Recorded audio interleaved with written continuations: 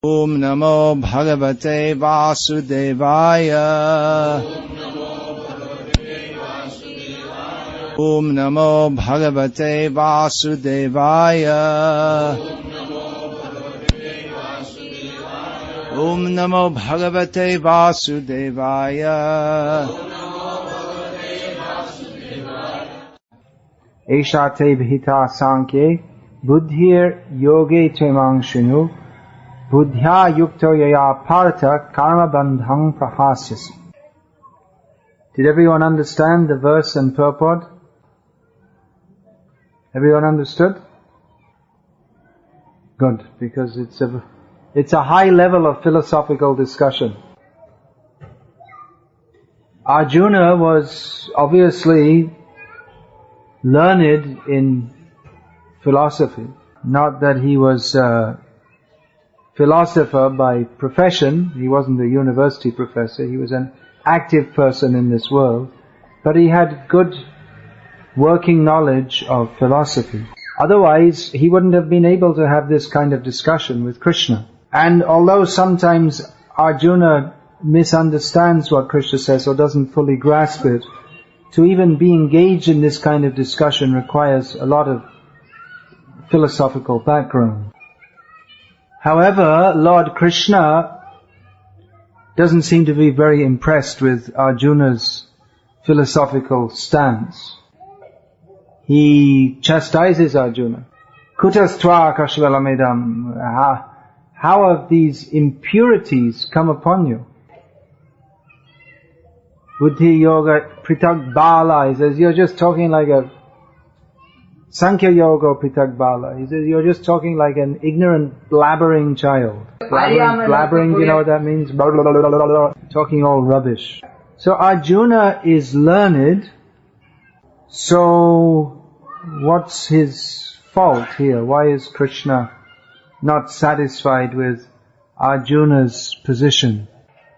Prabhupada has analyzed in one sentence here in the purport that for all his talk of philosophy, Arjuna is he's proposing to act on the basis of personal sense gratification, even at a sacrifice of wisdom and duty. Now, what does this word wisdom mean? Is there any concept in Tamil like that? Wisdom? What word? How would you translate wisdom?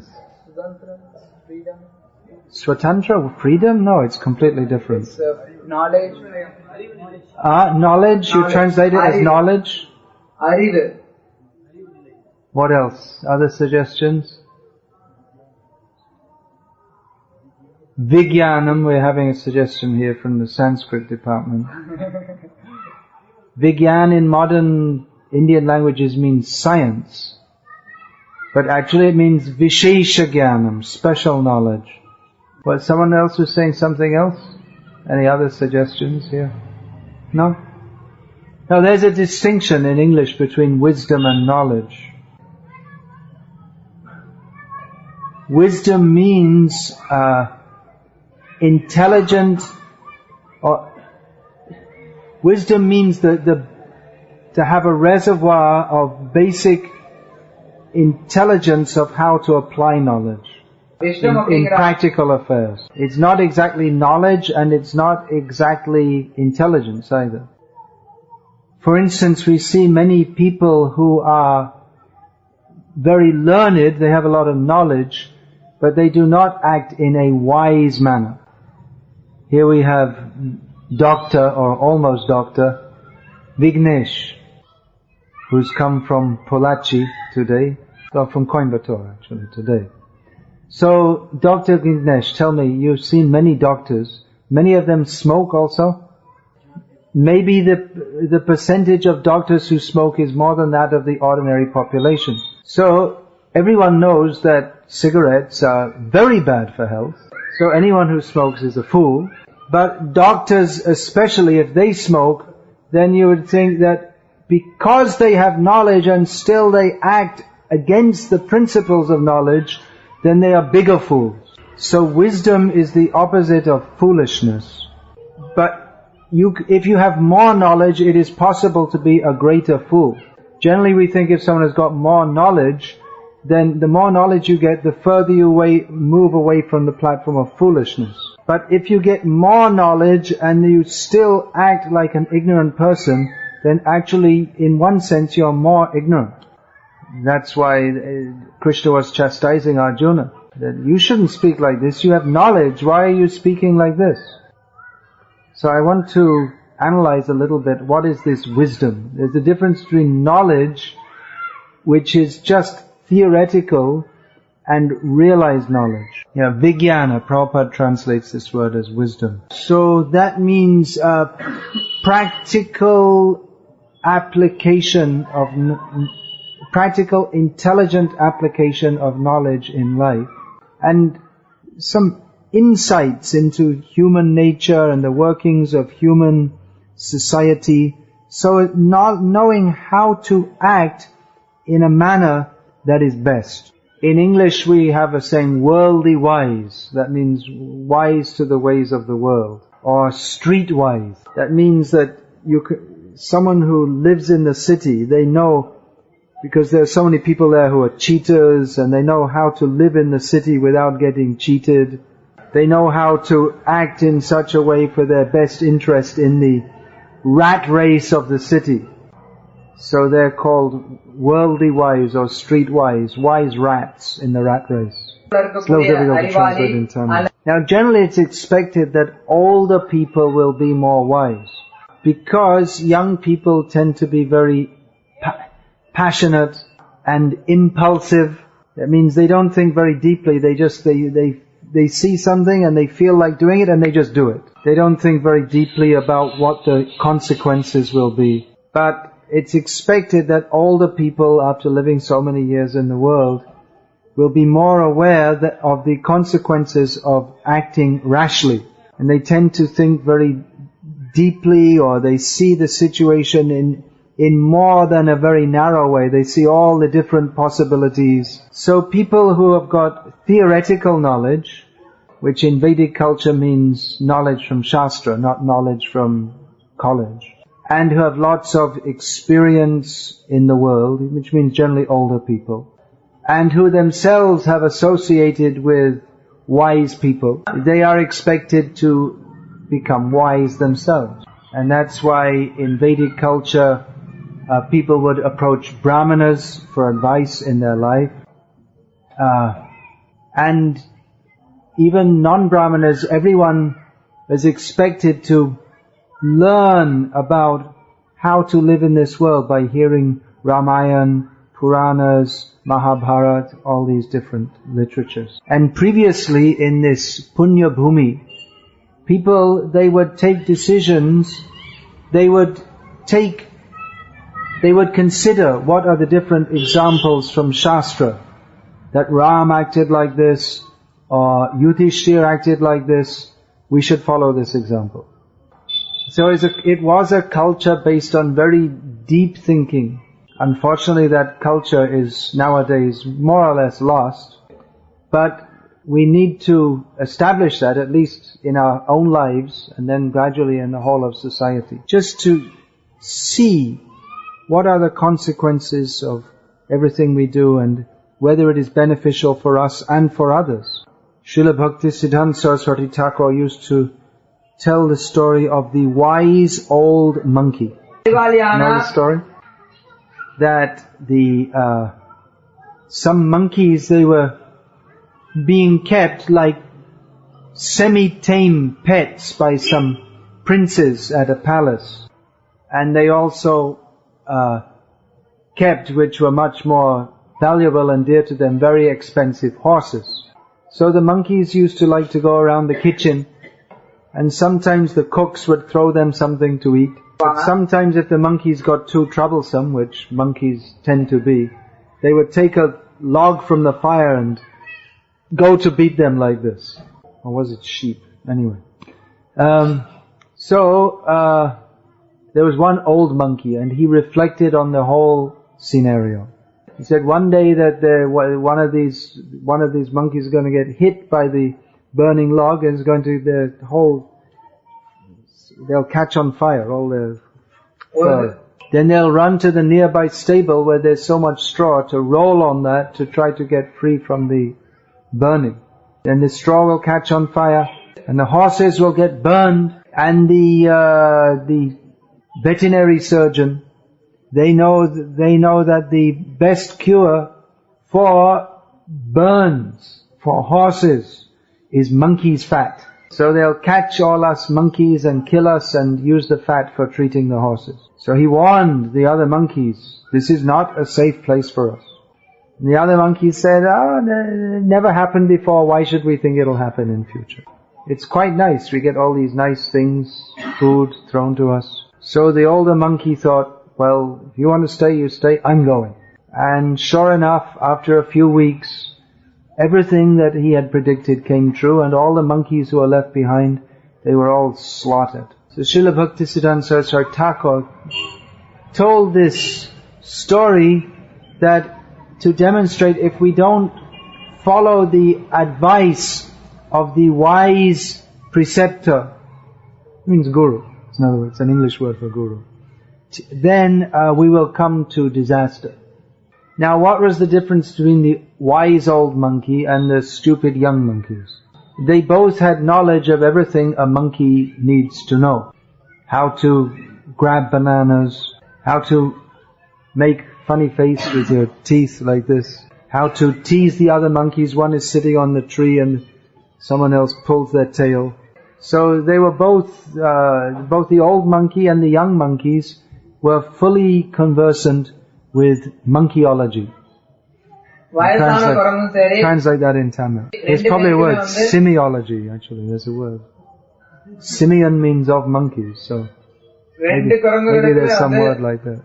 The difference between the old monkey and the younger monkeys is that his vision of his understanding was much broader and deeper. He was more thoughtful. He had knowledge that monkey fat is used for horses' burns.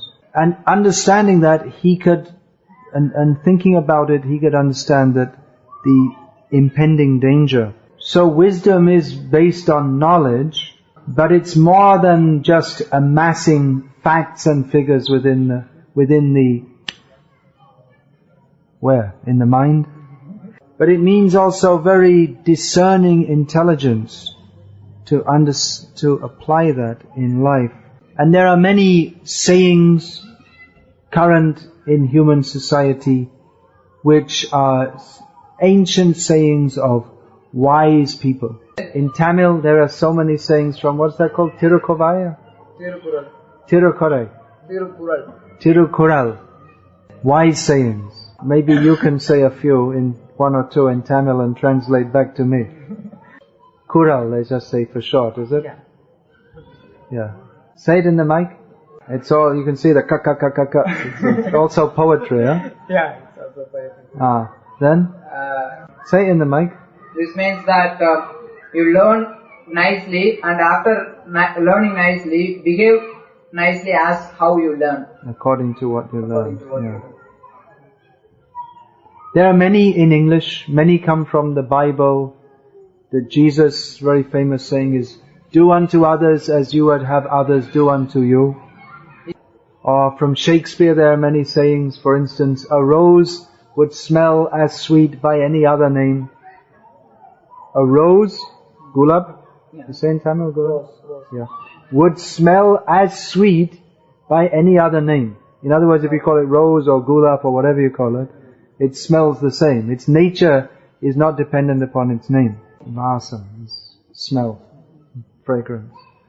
Although actually in Sanskrit because Sanskrit is it is the language of reality, therefore the name of an object is intimately connected with its intrinsic nature or dharma. There are many practical sayings also. A stitch in time saves 9. In other words, if you see a little hole in the cloth, stitch it now, otherwise you'll have to stitch more later.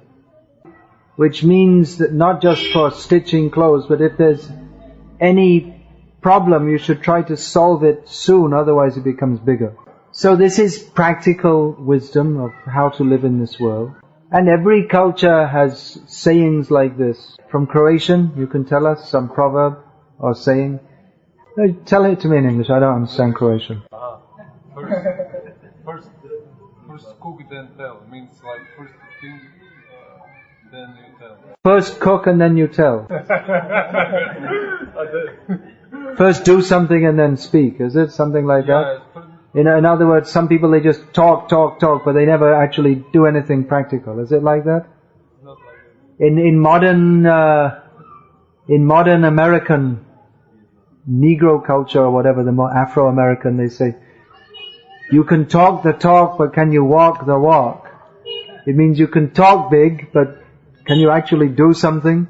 Or Prabhupada used to quote a Bengali saying, I don't know the Bengali, but he said, you're talking about catching a cobra, but you can't even catch a little water snake. Someone who talks very big, but in practical action, nothing. A soldier who's very brave until the enemy comes. And then he starts practicing for the Olympic sprint. So these are all practical sayings of worldly wisdom. And devotees have to live in this world so they can also adopt these things. Arjuna was certainly a very experienced person, practically also. He wasn't just a theoretical philosopher. But still Krishna is chastising him, you're talking foolishly. Why is that? Well, in English there's another saying, a miss is as good as a mile. A miss is as good as a mile. I'll explain what that means.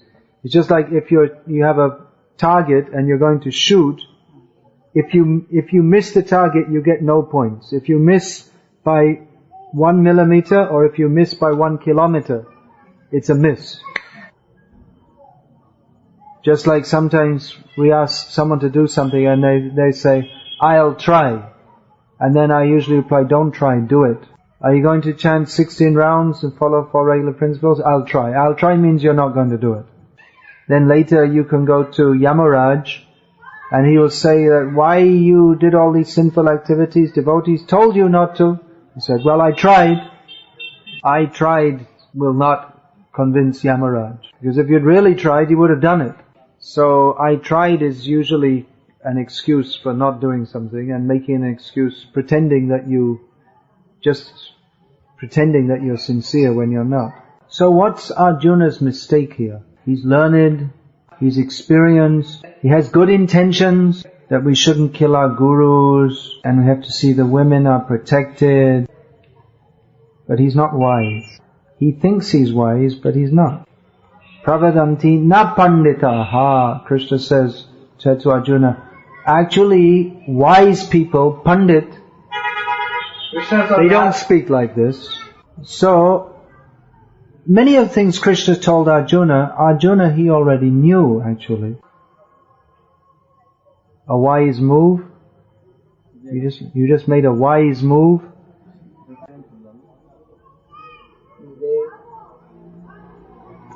Vivek.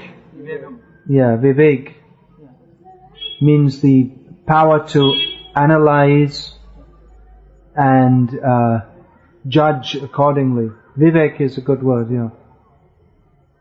We can say for wisdom, although it's been misused by a certain person who was not only lacking in wisdom but was actually propagating the worst ignorance. So we're just getting to the point here of this whole discussion. What was Arjuna's mistake and how can we avoid making the same mistake? Well, we are making the same mistake. We are in Maya. But Arjuna did the very good thing of going to Krishna, who is Tattvadarshi. He can see everything very clearly. And Krishna advised Arjuna that as a general principle for everybody, they should go to a Tattvadarshi, one who can see things as they are. So we can say that Arjuna was a Tattvajnani. He understood that we go from body to another. He knew this already. But he wasn't a Tattvadarshi. He wasn't seeing in terms of that knowledge what are the implications of it. He wanted to act in a manner that was beneficial for himself and for others. But because he didn't properly understand what is the ultimate benefit. Therefore, he was still a fool. Of course, Arjuna is not a fool, but he was taking that, or briefly, in the role of a fool. And we are all fools. And however knowledgeable we may be, or even apparently wise that we may be, unless we acquire the vision of reality that Krishna gave to Arjuna, we remain unwise, we remain fools. If we do not know who we are and what the purpose of life is, then however worldly wise we may be, we have missed the point, and a miss is as good as a mile. For instance, we often see that when people take to Krishna consciousness, their friends and relatives try to convince them not to. And they consider, just often young people, they take to it, and their parents very strongly try to convince them not to. They say, you don't know what is life. The reality is that you have to work and get a job. That's true. That's reality. On one level, that perception of reality leads to repeated birth and death. One who has a broader vision of reality knows that we have to serve Krishna. So one who dedicates his life in the service of Krishna is actually wise, because he knows what is for his best interest, and even for the best interest of all persons connected with him, for all of human society. But unwise persons who may be very worldly wise do not appreciate Krishna consciousness. They may be very expert in advising how to live nicely in this material world. Or not actually nicely, because that's not possible, but better than others. Some people earn plenty of money just by advising others. A good astrologer, one devotee was telling me that there's one astrologer, before you can give any question to him, 1700 rupees. Or lawyers may advise, you do this, you do this. There are many people who are business consultants. They advise millionaires and billionaires. Because they have deep insight into different facets of life, they're able to advise others. But unless they know about Krishna, then they're all foolish. It is like one cockroach in the stoolroom, experienced cockroach, advising others how to get the stool better. Very wise cockroach advises you should just come early in the morning and make sure don't get right underneath it, because you could get crushed. But just stand a little at the side, and then when it's all stopped coming, then you come out and have a nice breakfast. You may think, well, that's not very nice. You shouldn't give that kind of example in a temple.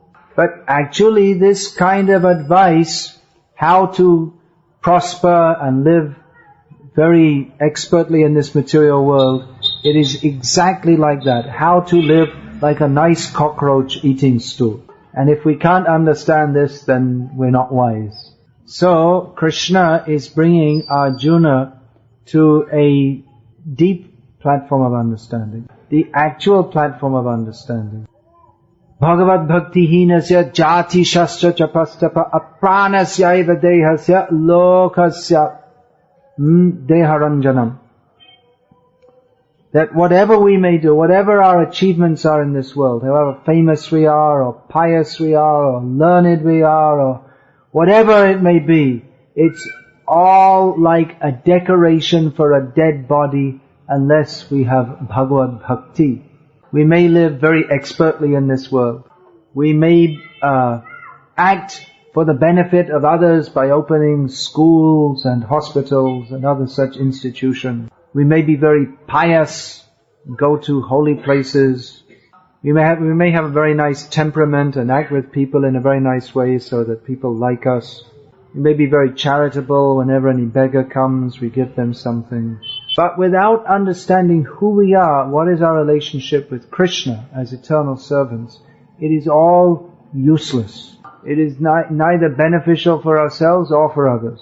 Speaking very nicely so that others feel satisfied, it's all useless It's worse than useless because it makes people think that there's something of value in anything other than Krishna consciousness. So even these things which are considered very good in human society, morality, good behavior, piety, all these things, they're ultimately of no value unless we come to the point of Krishna consciousness. Why?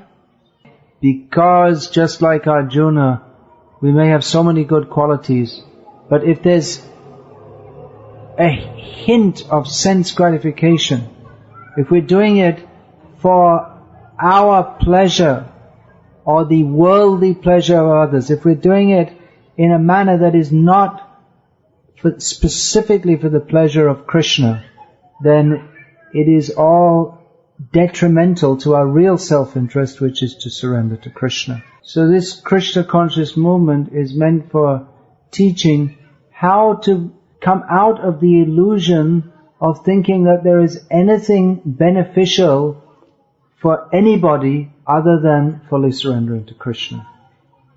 Anything but this is simply an expression of foolishness. But because we are foolish, we consider someone who has knowledge but not Krishna consciousness, we consider him as a knowledgeable person.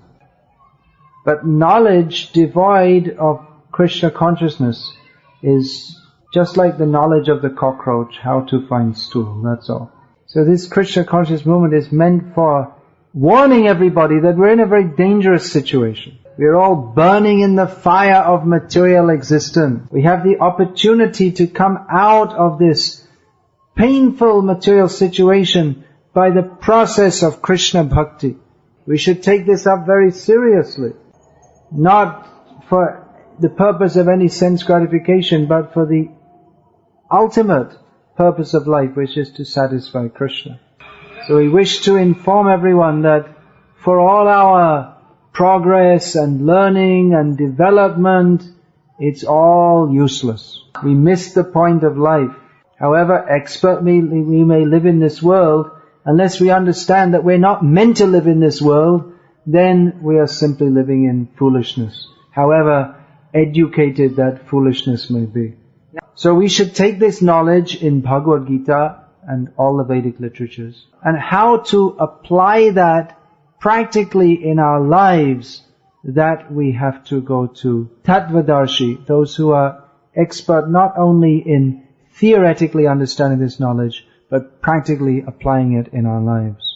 Unless and until we ourselves become Tattvadarshis, then we will consider Krishna consciousness as another manifestation of worldly activities. We may think, well, it's another kind of religion.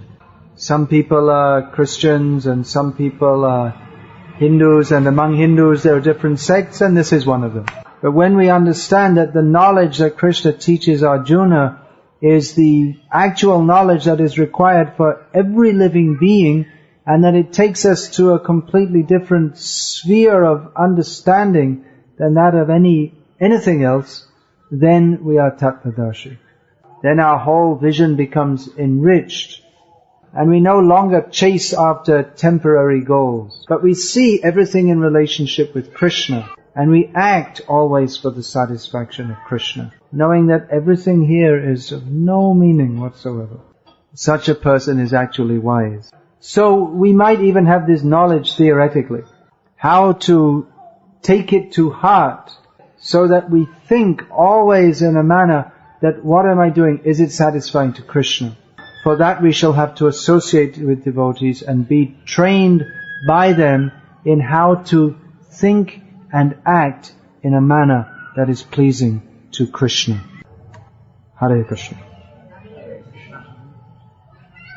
Is there any question about this?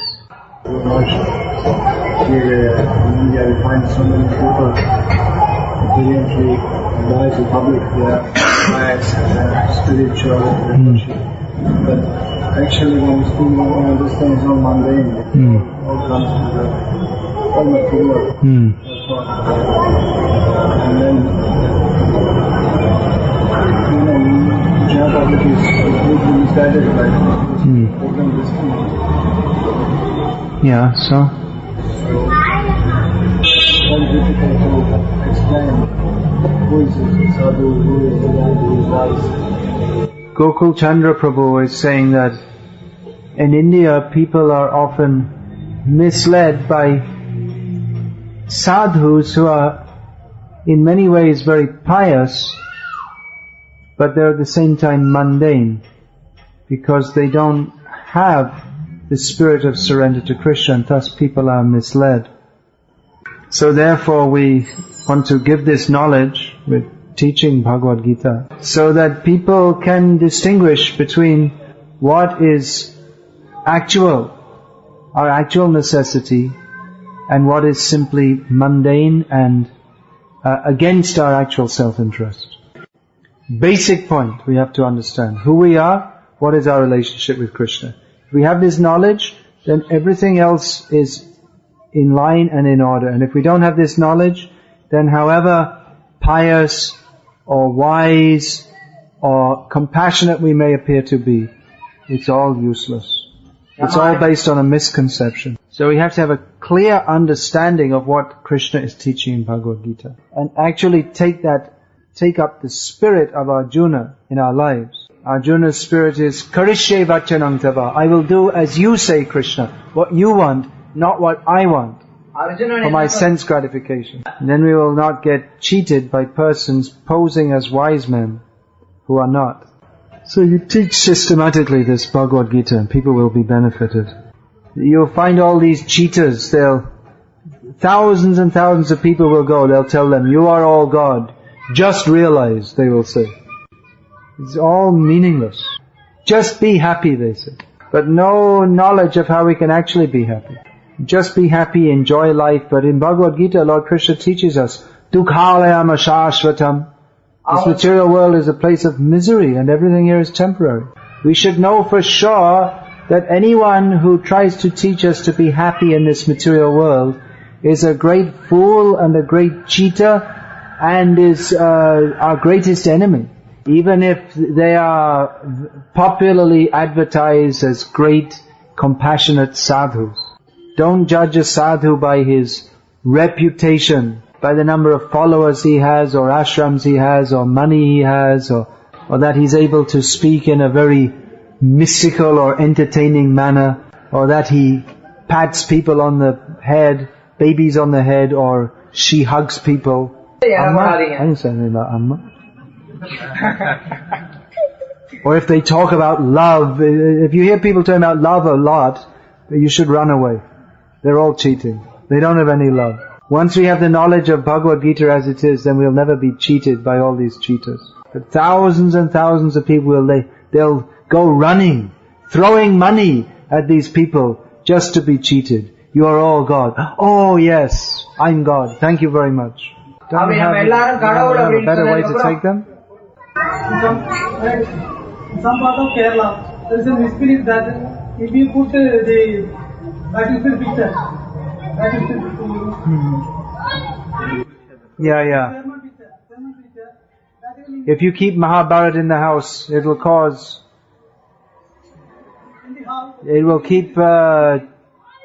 make more quarrel. Some people say like that.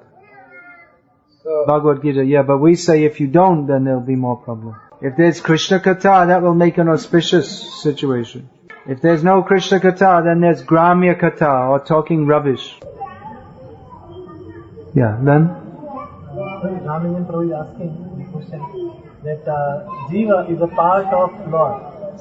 So if you serve Jiva, like by hospital, by giving charity, by helping poor people, then is it not a service to the Jiva is part of the Lord, so if you open schools and hospitals, is that not serving the Lord by serving the Jiva? The question. Yeah, but by opening schools and hospitals, you don't serve the Jiva, you serve the body that is covering the Jiva.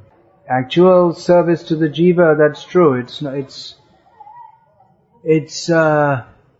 not divisible, or it's not differentiated from service to the Lord. Yatha turor mula nishechene na tripyanti tat skandha bhujopashaka pranopaharachcha yatendriyanam tathaiva sarvahanam achyuteja, that by serving the Lord, just like by watering the root of the tree, all the branches, leaves, twigs, fruits, flowers are nourished, so by serving the Lord, then all jivas are served, or they're all benefited. Or by giving food to the stomach, all the bodily limbs are benefited. But if we try to water the different parts of the tree without watering the root, or if we try to feed the